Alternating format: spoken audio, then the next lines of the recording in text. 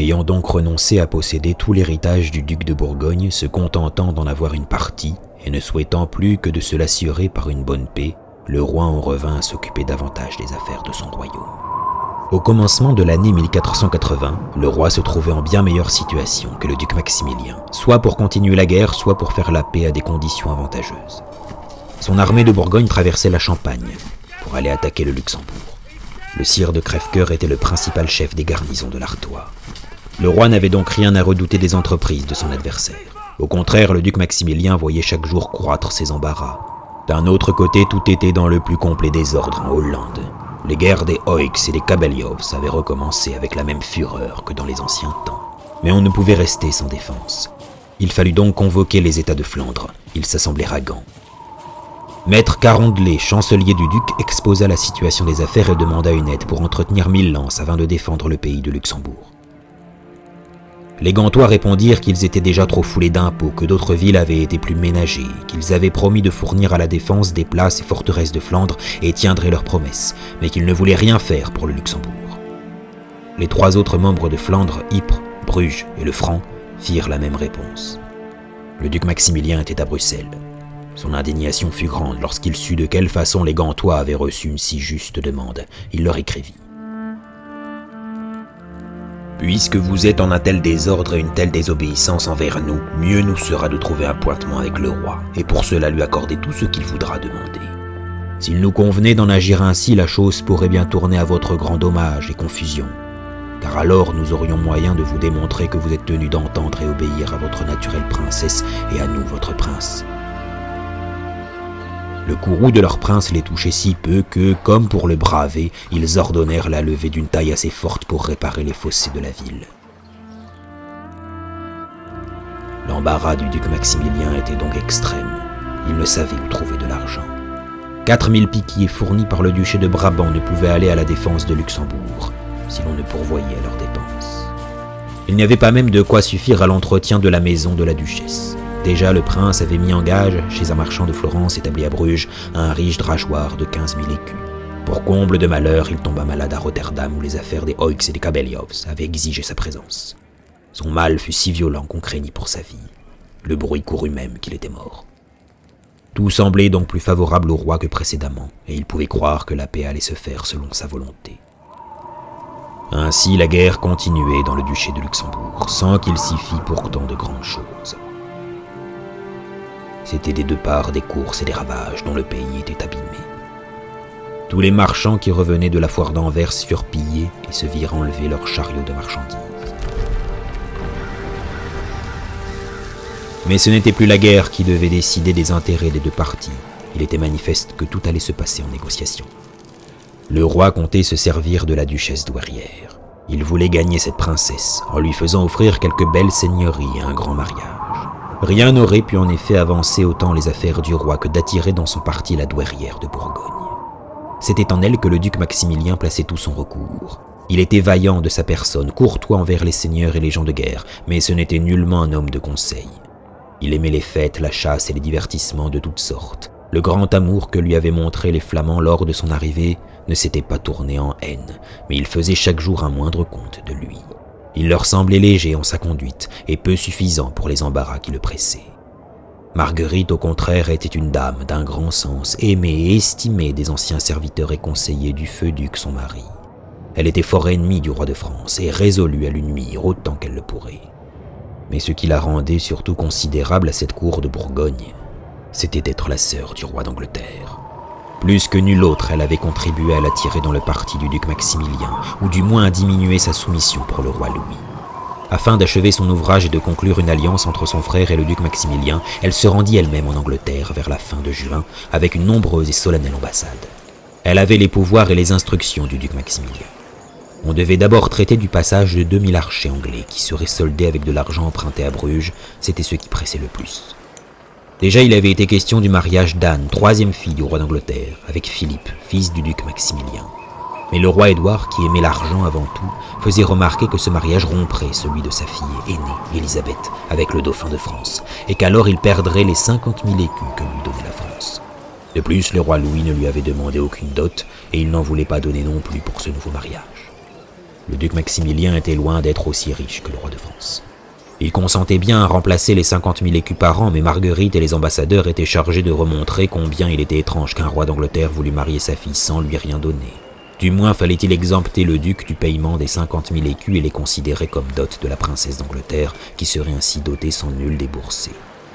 Les ambassadeurs devaient ensuite travailler à confirmer ou renouveler les anciennes alliances du roi d'Angleterre et du duc de Bourgogne.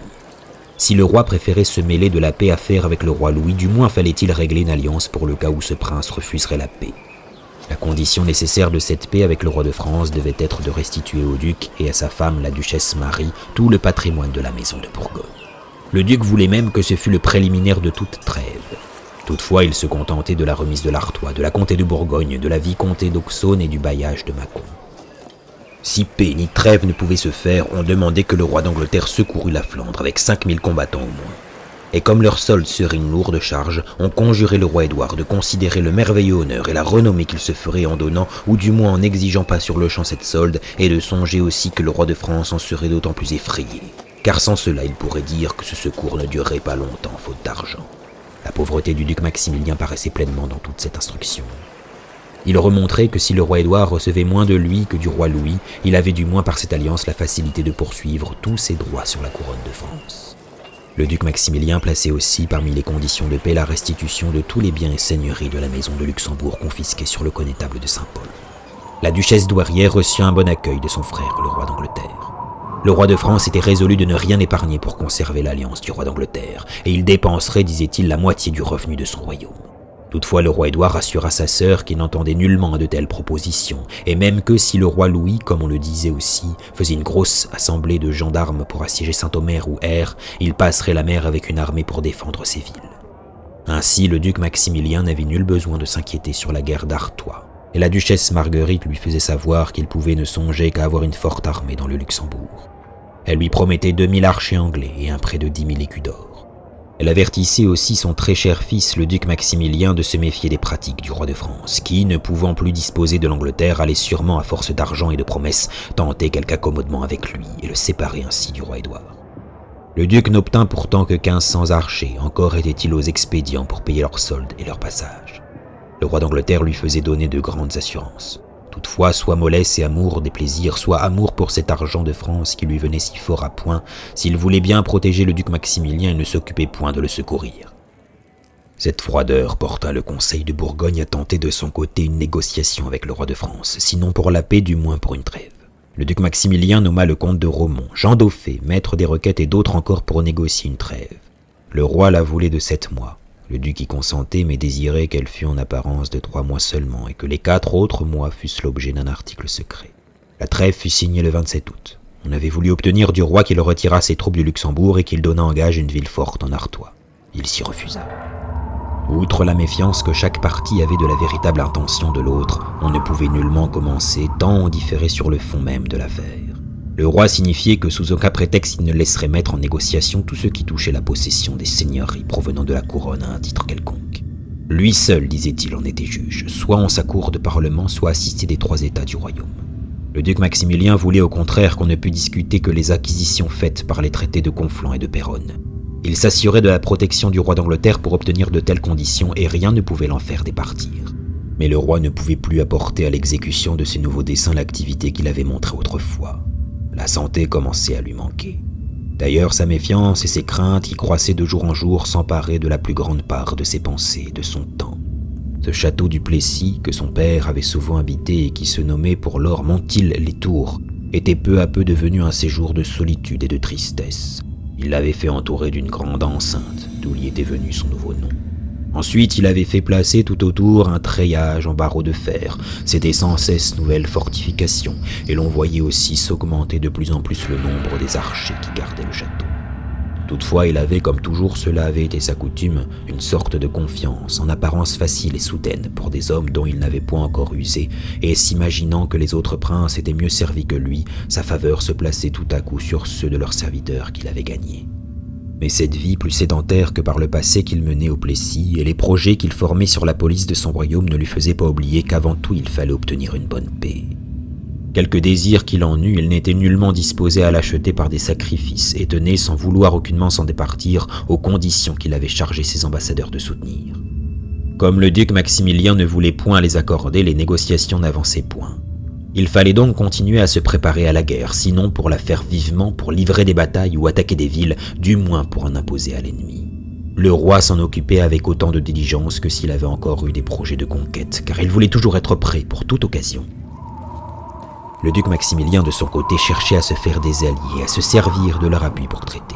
Il se plaignait hautement que le roi Louis ne voulait entendre à aucune paix ou appointement raisonnable. Il eut à Metz, sur sa demande, une assemblée des princes d'Allemagne, mais l'empereur avait si peu de crédit et tant d'indolence que rien ne fut résolu pour aider son fils, le duc Maximilien. Son principal recours était l'Angleterre, où, grâce à la duchesse douairière et à la haine des Français, il avait un parti considérable. Mais le roi Édouard lui témoignait toujours plus de bienveillance que d'empressement. Le duc Maximilien n'oubliait rien de ce qui pouvait tenter le roi d'Angleterre. Il lui offrait d'avance la cession de ses droits sur Boulogne, Montreuil, le comté de Ponthieu, Péronne, Montdidier et les villes de la Somme. Si, au lieu de prétendre au royaume et de marcher sur Reims, le roi aimait mieux conquérir la Normandie, le duc consentait à l'y aider.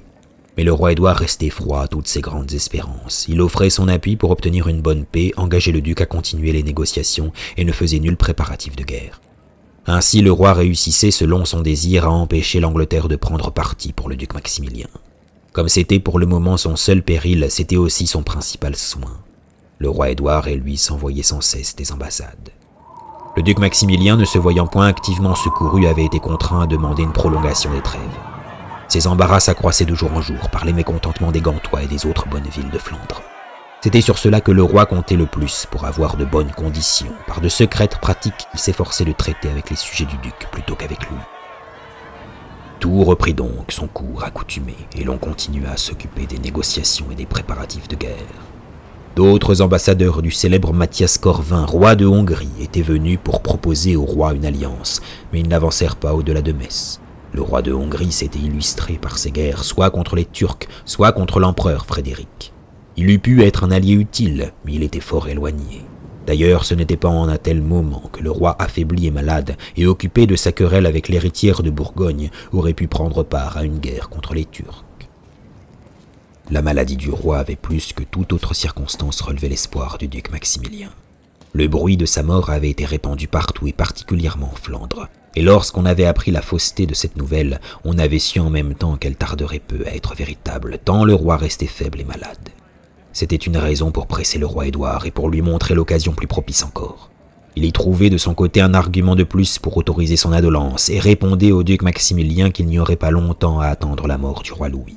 En conséquence, il lui conseillait de prolonger les trêves et lui promettait un secours de 5000 combattants, dans le cas seulement où il ne pourrait obtenir de trêve. Durant ces négociations, le duc Maximilien continuait à soutenir une forte guerre contre les gens de la Gueldre et d'Utrecht. Les villes de Flandre lui devenaient de plus en plus contraires. Une effroyable famine régnait dans la plupart de ces États. L'hiver précédent avait été si rude que les récoltes manquèrent en France. Mais la disette était bien plus cruelle encore dans l'Artois et la Flandre. Les finances du duc étaient donc en plus déplorable situation que jamais. Les conseils que lui donnait le roi d'Angleterre étaient donc fort à propos, et il était raisonnable et même nécessaire de prolonger les trêves. Elles n'étaient pas beaucoup mieux observées que de coutume. De part et d'autre, il se faisait des courses et des pillages. On tâchait surtout de saisir par surprise ou par trahison des châteaux et des forteresses. Le duc Maximilien tint à Blois-le-Duc le 5 mai 1481 son chapitre de la Toison d'Or. La cérémonie était d'autant plus solennelle que l'ambassade de l'empereur, inutilement envoyée au roi de France, se trouvait pour lors en Flandre et assista en grande pompe à cette fête. Après les célébrations accoutumées et lorsque les nouveaux chevaliers eurent été nommés, le héros de l'ordre retira les écussons des chevaliers qui avaient passé au service du roi de France.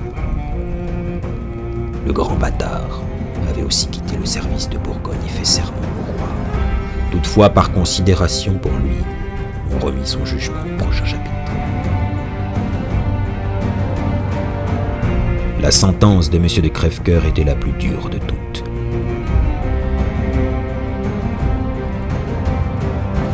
On y rappelait tout ce que le duc Philippe et le duc Charles avaient fait pour lui.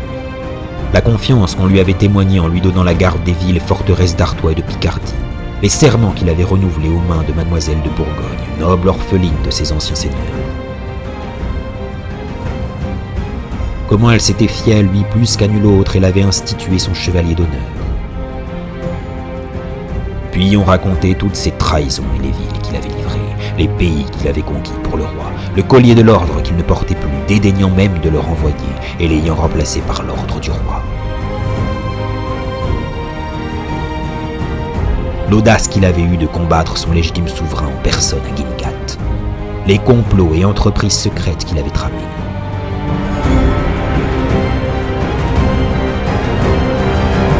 En conséquence, il fut déclaré inhabile et indigne de porter le collier de l'ordre, et non seulement son écusson fut retiré, mais appendu renversé à la porte de l'église.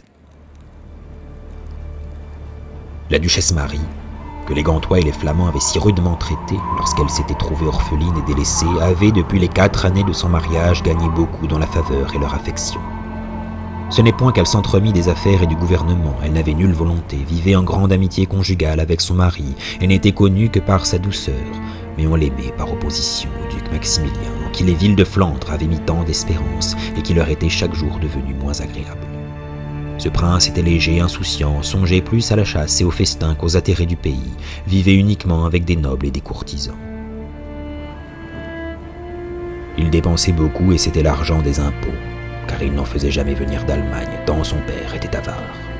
Ainsi, il en était toujours aux expédients et empruntait à ces gros marchands de Bruges et des autres villes, ce qui leur donnait peu de respect pour lui.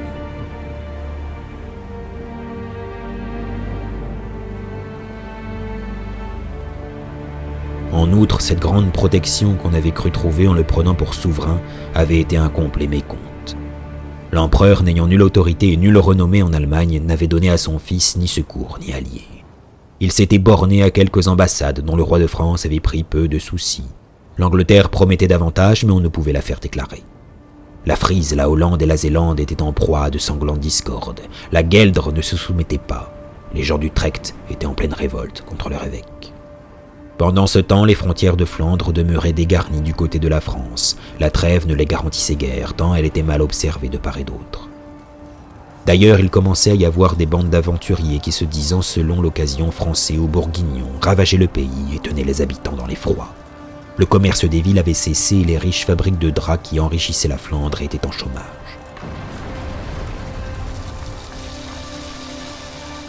Les sujets du duc Maximilien, après avoir tant voulu la guerre, voulaient donc la paix à tout prix. D'ailleurs, les Gantois n'avaient jamais aimé aucun de leurs seigneurs et ne pouvaient vivre en bonne intelligence avec eux. Celui qui régnait leur déplaisait toujours, et leur affection se portait soit avec regret vers celui qui n'était plus, soit avec espérance vers celui qui devait régner. Ils tenaient que le duc Maximilien n'était pas leur souverain, mais seulement le mari de leur souveraine. Et, réclamant comme un privilège ce qui s'était en effet pratiqué souvent, ils voulaient qu'on nourrit et qu'on élevât dans leur ville les enfants de Marie et du duc Maximilien. Ils en avaient eu déjà 3, Philippe, né en 1478, Marguerite, née en 1480, François, né au mois de novembre 1481, qui était mort peu après sa naissance. Les 2 autres étaient aux mains des Gantois.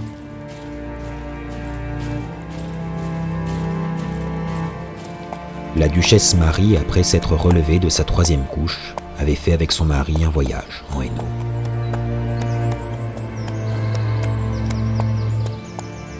Elle avait été reçue en grande solennité, de là à Valenciennes où les Français étaient venus se montrer durant son séjour, de sorte qu'elle avait pu voir de ses yeux les flammes qu'ils avaient allumées dans les campagnes. Puis elle avait quitté ce triste pays de guerre et de ravage, et elle était revenue avec toute sa cour dans la riche ville de Bruges. Dans les commencements de février, elle voulut un jour se donner le divertissement de la chasse à l'oiseau, et sortit avec sa suite pour voler au héron. Pendant qu'elle suivait la chasse, sa haquenée voulut passer par-dessus un tronc d'arbre abattu. Les sangles se rompirent, la selle tourna et Marie tomba avec rudesse sur ce bois. On la rapporta blessée dangereusement, mais on ne croyait pas que sa vie fût en péril. Pour ne pas inquiéter son mari ou par pudeur, dit-on, elle ne laissa pas les médecins penser la profonde blessure qu'elle s'était faite. Le mal s'envenima. La duchesse devint de plus en plus malade. Et 3 semaines depuis sa chute, elle mourut, le 27 mars 1482, à l'âge de 25 ans. Après une vie si courte et agitée par tant de malheurs que ne méritait point sa douceur et son innocence. Ce fut cette nouvelle qui arriva au roi lorsqu'il était au château de Beaujon. On ne pouvait rien lui apprendre de plus heureux. Et il sembla reprendre ses forces pour sentir une si grande joie. Ce qui l'augmentait encore, c'est que les 2 enfants étaient au pouvoir des Gantois, et le roi vit tout aussitôt quel profit il allait tirer de la pauvre situation où se trouvait le duc Maximilien.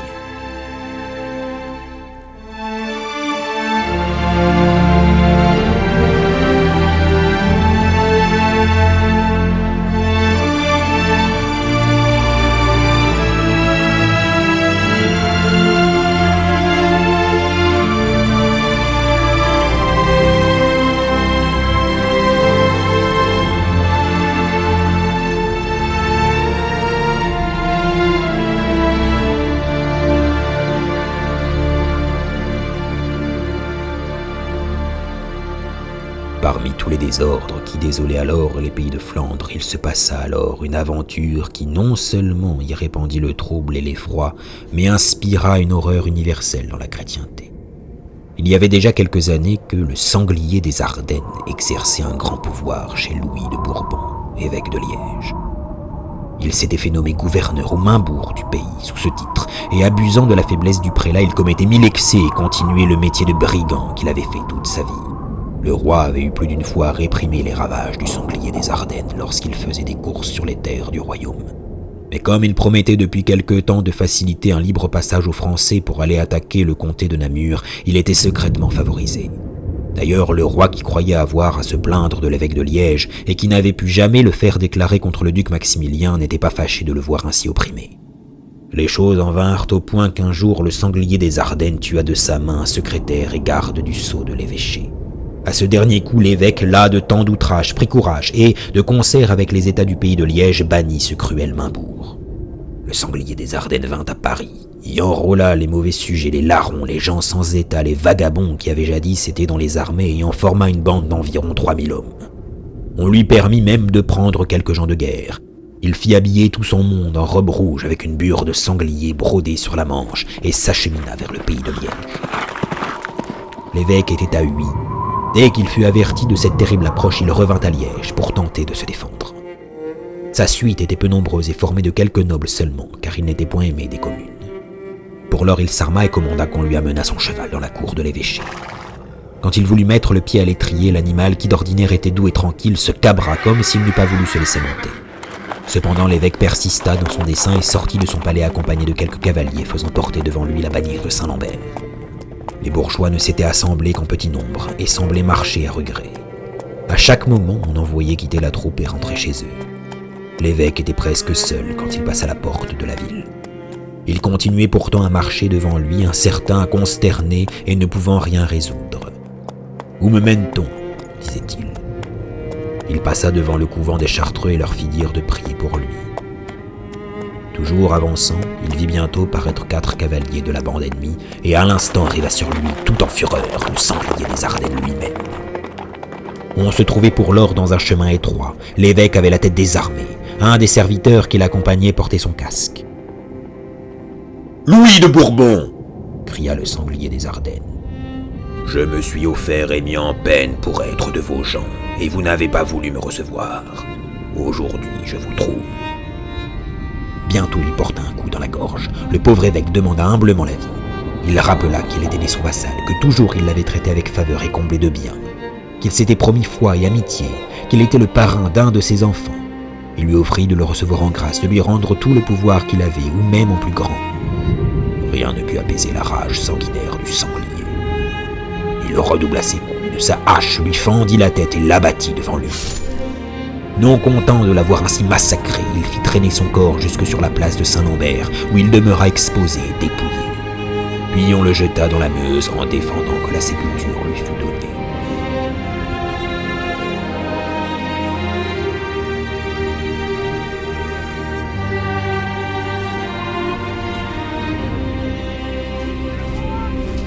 La noblesse de Brabant et du comté de Namur s'assembla promptement pour chasser le sanglier des Ardennes. De moment en moment arrivèrent ceux qui étaient plus éloignés des frontières et les plus vaillants capitaines et serviteurs du duc Maximilien, le comte de Romont, le comte de Nassau et d'autres. Cette armée trouva d'abord peu de résistance, s'empara de Tongres, Mais le siège de la ville de Liège n'était pas une entreprise facile, et cette guerre ne pouvait être terminée promptement. Les forces du duc Maximilien se trouvant ainsi toutes employées soit contre le sanglier des Ardennes, soit contre la ville d'Utrecht, le roi pouvait de plus en plus prendre ses avantages pour traiter. Mais en même temps, sa santé allait s'affaiblissant, une nouvelle rechute l'avertissant encore une fois que sa fin pourrait bien être prochaine. Le roi, pressé par le déclin rapide de ses forces et voyant sa vie se détruire de moment en moment, avait chaque jour plus de désir de terminer la guerre par un profitable traité. Mais comme la principale condition devait être le mariage du dauphin et de Marguerite d'Autriche, il y avait de grands ménagements à garder à cause du roi d'Angleterre. La prudence voulait que cette négociation fût conclue presque aussitôt qu'elle serait ouvertement commencée. Sans cela, le roi Édouard, irrité de ce qu'on lui manquait de foi en préférant Marguerite à sa fille déjà fiancée au dauphin, aurait pu donner sur le champ de grands secours au duc Maximilien. Ce prince, qui était fort opposé à ce traité et qui ne pouvait y consentir que par contrainte, se serait alors trouvé heureux de recommencer la guerre avec une meilleure espérance. Ainsi, la chose fut menée secrètement pendant plus de 4 mois. Les gens de Gand semblaient plus pressés que le roi. Après avoir agi depuis tant d'années par haine contre lui et contre la France, ils étaient maintenant tout aussi empressés dans des sentiments contraires. Ce n'est pas qu'ils eussent la moindre envie d'être joints au royaume, loin de là, ils voyaient dans le mariage de mademoiselle d'Autriche un moyen de détruire à jamais cette puissance de Bourgogne qui les avait opprimés. En donnant pour dot à leur jeune princesse toutes les provinces et seigneuries où l'on parlait la langue française, hormis les villes qui servaient de défense à leurs frontières, la Flandre flamande se trouverait séparée de la France et aurait pour seigneur un prince peu puissant, hors d'état de ruiner les libertés du pays. C'était l'idée qu'avaient toujours eu les Gantois, mais ils y venaient par une autre voie. De sorte que de leur côté il n'y avait rien de caché dans la volonté qu'ils avaient de faire ce mariage, et ils s'en croyaient d'autant plus maîtres que Marguerite était entre leurs mains. Les envoyés publics ou secrets du roi recevaient l'accueil le plus amical. Il ne venait pas un trompette français dans la ville qu'il ne fût entouré sur la place pour s'informer des nouvelles du roi et surtout du dauphin. On ne prenait aucune patience de tant de retard et on menaçait sans cesse de se donner à l'Angleterre si le roi hésitait encore à vouloir un si beau mariage pour son fils. Mais il fallait faire consentir le duc Maximilien à subir de si rudes conditions. Les messages du roi y auraient été peu efficaces. La volonté hautaine des Flamands et l'embarras de plus en plus grand où se trouvait ce jeune prince eurent plus de pouvoir sur lui. Il se trouvait sans argent et sans appui au milieu d'un pays étranger, sans aucun conseiller habile. Tout ce qui avait composé la puissance et le gouvernement de cette vaste domination de Bourgogne était maintenant dispersé et détruit. Enfin, les États de Flandre, de Brabant, de Hainaut et de toutes les provinces et seigneuries bourguignonnes, hormis le duché, la comté et le Luxembourg et la Gueldre, s'assemblèrent et signifièrent au duc Maximilien qu'il fallait que ce mariage se fît. Il eut alors nécessité de se rendre au vouloir si fortement prononcé de tous ces sujets. Le 6 novembre 1482, Maximilien d'Autriche, qui pour la première fois prit à ce moment le titre d'archiduc, donna à 48 députés qui lui furent désignés par les États pouvoir de traiter de la paix avec le roi de France et de conclure le mariage de Marguerite avec le dauphin aux conditions qui avaient déjà été réglées dans des conférences préalables. Tout était à peu près réglé d'avance. Il n'y eut pas de long pourparlers. La principale difficulté portait sur les comtés d'Artois et de Bourgogne, que le roi voulait considérer comme faisant partie du royaume et que les ambassadeurs flamands n'entendaient lui céder qu'à titre de dot de Marguerite. Les Flamands ne voulurent pas non plus qu'accaparant que fussent les droits de la couronne à la possession de l'île, Douai et Orchy, laisser entre les mains du roi les clés de leurs frontières. Sur ces 2 points, ils se montrèrent si résolus que les ambassadeurs de France, pressés de conclure une paix d'ailleurs si avantageuse, firent consentir le roi à céder. Le traité fut signé le 23 décembre 1482.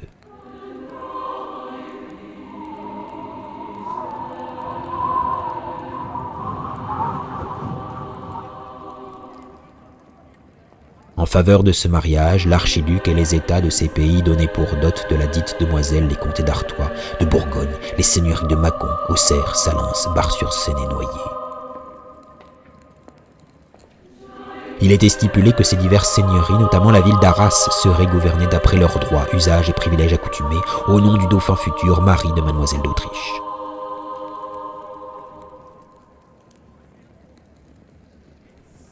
Le roi abandonnait ses prétentions sur l'île, Douai et Orchy, mais pourrait les faire valoir dans le cas où la dot viendrait à être restituée.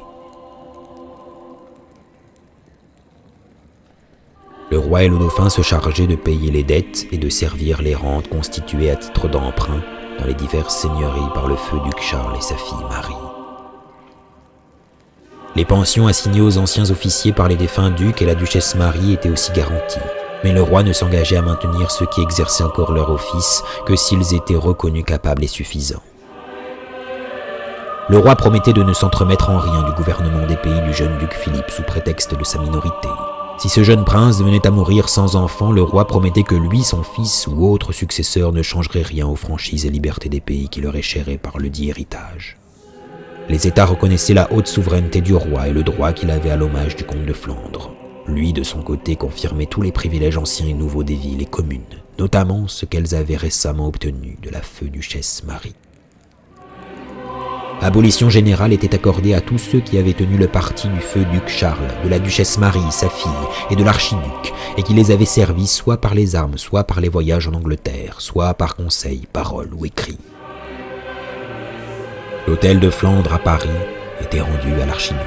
L'hôtel d'Artois était attribué à Marguerite.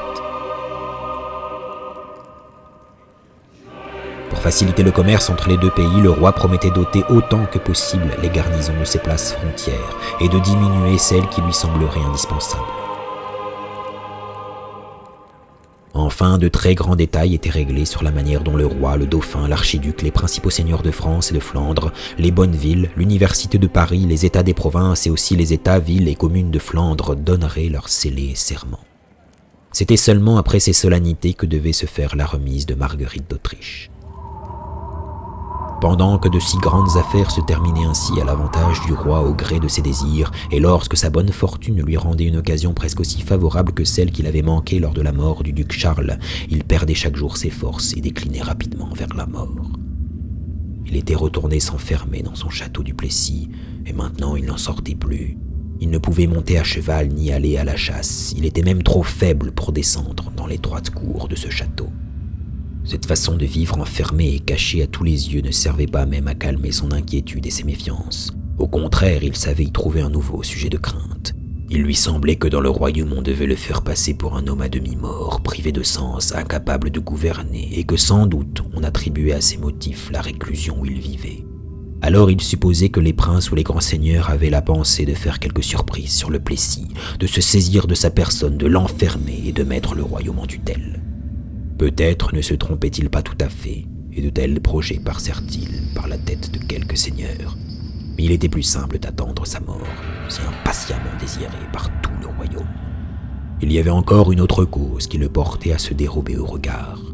Il était si faible, si maigre, son visage était si changé qu'il ressemblait à un squelette plus qu'à une créature vivante, et il lui déplaisait de se laisser voir en cet état.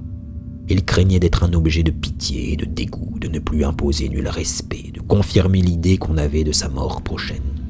Enfin, montrer la majesté royale, si chancelante et si détruite, lui était une pensée insupportable. Lui qui n'avait jamais pu souffrir le luxe et la richesse des vêtements, qui ne s'était jamais vêtu que de bure et de futaine, maintenant portait de belles robes de satin cramoisi, brodées d'or et fourrées de martre, qui le faisaient paraître encore plus défait et décharné. À le voir ainsi vêtu, il eût semblé qu'il était déjà exposé sur le lit de parade de la chapelle funéraire. Il fallut pourtant quelque déplaisir qu'il en eut, qu'il se laissa voir aux ambassadeurs des États de Flandre et de l'archiduc, lorsque, dans le mois de janvier 1483, il vint recevoir sa ratification du traité d'Arras et son serment. Cette ambassade était nombreuse et solennelle. Elle avait passé par Paris. Les plus grands honneurs lui avaient été rendus, et les Parisiens avaient montré une extrême joie. Il y avait eu Te Deum, procession, feu de joie dans toutes les rues, beaux et doctes discours adressés aux Flamands. Après avoir été témoins de toute cette pompe et de cette joie, les ambassadeurs arrivèrent au Plessis. Leur surprise fut grande de voir ce triste séjour, cette espèce de prison où l'on ne pénétrait qu'après tant de formalités et de précautions. Enfin, lorsqu'ils eurent un peu attendu, ils furent introduits sur le soir dans une chambre mal éclairée. En un coin obscur était le roi, assis en un fauteuil. Ils s'avancèrent vers lui alors d'une voix faible et tremblante, mais qui semblait encore railleuse. Il demanda pardon à l'abbé de Saint-Pierre de Gand et aux autres ambassadeurs de ce qu'ils ne pouvaient point se lever et les saluer. Après les avoir entendus et avoir conversé quelque peu avec eux, il se fit apporter les évangiles pour prêter serment. Il s'excusa d'être obligé de prendre le Saint-Livre de la main gauche car sa main droite était paralysée et son bras soutenu par une écharpe. Alors, tenant le livre des évangiles, il le souleva péniblement et posant dessus le coude du bras droit, il fit le serment. Ainsi parut aux yeux des Flamands ce roi qui leur avait fait tant de mal.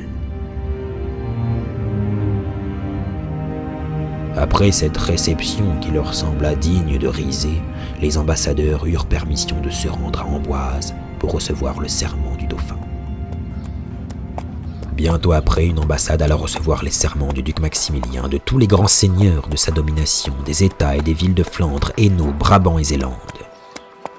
Madame de Beaujeu, fille du roi, et son mari partirent avec une suite brillante et nombreuse pour aller en Flandre recevoir Marguerite d'Autriche et la ramener en France où, au terme du traité d'Arras, elle devait être nourrie et élevée en attendant le moment de son mariage avec le dauphin. En exécution du traité d'Arras, il fallut que le duc Maximilien se résignât à remettre sa fille aux mains du roi. Bien qu'il eût ratifié et juré les conditions de paix, elle lui était odieuse et semblait pleine de honte pour lui. Mais les Gantois étaient maîtres de ses enfants. En outre, plusieurs seigneurs qui espéraient avoir part au gouvernement au nom du jeune duc Philippe, et particulièrement M. de Ravenstein, que les États avaient préposé à sa garde, étaient passés dans le parti des gens de ville et se félicitaient du traité. Pour que la princesse Marguerite ne fût pas enlevée en route par son père, les Gantois lui donnèrent une grande escorte, et sous la garde de Madame de Ravenstein, elle fut conduite à Hesdin, où se trouvait M. de Crèvecoeur, principal auteur de tout ce qui s'était fait dans cette paix. Là, Marguerite fut remise en grande cérémonie à Madame de Beaujeu et à l'ambassade qui était venue avec elle. Lorsque Madame de Beaujeu eut reçu la jeune princesse, le sire de Ravenstein voulut qu'en exécution du traité, elle prît possession de son comté d'Artois. En conséquence, elle fut d'abord conduite à Béthune et y fit son entrée. Mademoiselle d'Autriche reprit ensuite sa route vers Paris. Elle y fit son entrée le 2 juin. Les Parisiens, comme tout le reste du royaume, étaient transportés de joie et depuis longtemps on avait espéré tant de bonheur et de soulagement pour le pauvre peuple. De Paris, la dauphine fut conduite à Amboise. Presque en même temps, y arriva une ambassade de Flandre. L'abbé de Saint-Bertin fit une belle harangue au dauphin, compara ce mariage à celui d'Esther et d'Assuérus, et il assura que toutes les Marguerites avaient porté bonheur à leur mari et à la Flandre.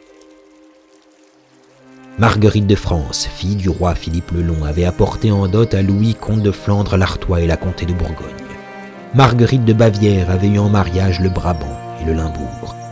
Enfin, Marguerite de Flandre avait épousé Philippe le Hardi et avait commencé la puissante et glorieuse maison de Bourgogne.